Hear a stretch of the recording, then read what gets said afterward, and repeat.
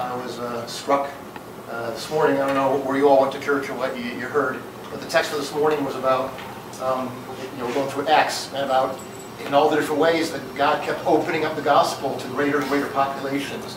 The story today was something that, for your experience, isn't quite as big a deal, but it was the conversion of the first woman into the new Christian church, which would have never, it's unthinkable back in that day because of the sort of role that women had in society, and especially the Jewish opinion of women and religion and all that kind of stuff. And Paul ends up going to a wonderful person named Lydia in Europe, of all places. And we have our first sort of family that's saved around this matriarchal person.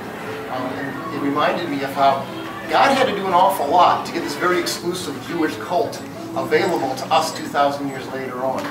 We weren't part of the party, folks. We weren't part of the original chosen people. Okay? And yet we were, because God knew how this whole thing was going to work out. And so even though we weren't necessarily born Jewish or of the line of Abraham or that kind of thing, God has grafted us in, is the term they use in the Bible. You take a branch and you stick it to a tree and it grows into the tree. We've been grafted on to that chosen people thing.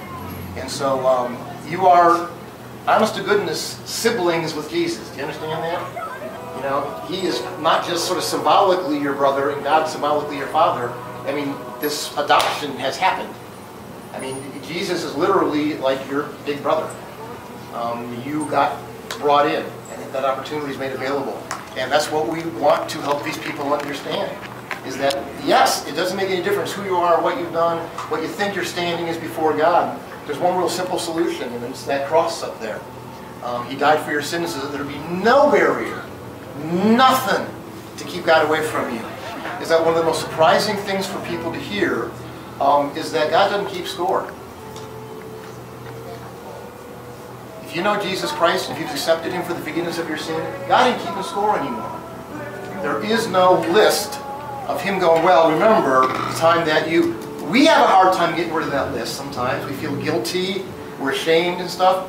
But you do realize that God looks at you and He sees His Son, Jesus Christ. He sees His beloved Son when He looks at you. And you're sitting there, you're like Peter going, but God, I did this, I feel terrible. And it's like, no, it's irrelevant. I'm not keeping score. You don't have to worry. You're not going to have your chops get busted when you face me, because Jesus Christ paid for all of them. All of them. All of them, even the ones you haven't done yet. Okay?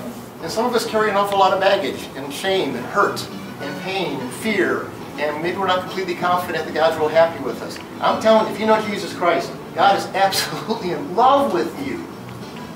I can truly say this, He has nothing bad to say about you by His choice.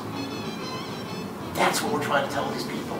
So whatever they brought in here with them, we could give them hope that God's not pissed at them. How freeing is that? When they are certain, because maybe decisions they made in their life, the way things have happened, God must be angry with them. And that's the gospel. That's the good news. And how cool would it be for somebody in here who maybe has given up hope long ago to walk out of here going, man, I wonder if that's true. That's all we're asking. If they would walk out of here wondering whether it's true, we will have done our job.